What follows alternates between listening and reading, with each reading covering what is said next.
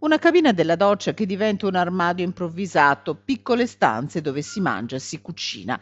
Erano queste le condizioni in cui erano costretti a vivere gli 8 lavoratori cinesi, tutti in nero, impiegati in 2 diversi laboratori tessili gestiti da 2 cittadini cinesi formalmente intestati a 2 diverse aziende artigiane.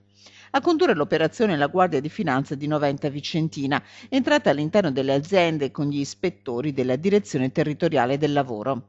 Attrezzata di diverse postazioni di lavoro con macchine da cucire e assi da stiro, l'azienda che di regolare aveva ben poco. Gli 8 lavoratori, tutti cinesi, non avevano lettera di assunzione, nessuno pagava i contributi, non avevano diritto a ferie o permessi. Insomma, lavoravano in regime di caporalato, tanto che per i 2 cinesi è scattata la denuncia.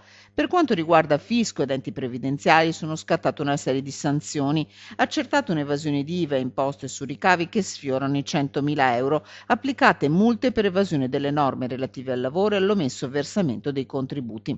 Aziende terziste queste, i cui prodotti, attraverso l'anello intermedio di grossisti solitamente italiani, finiscono ai committenti reali, ovvero industrie dell'alta moda.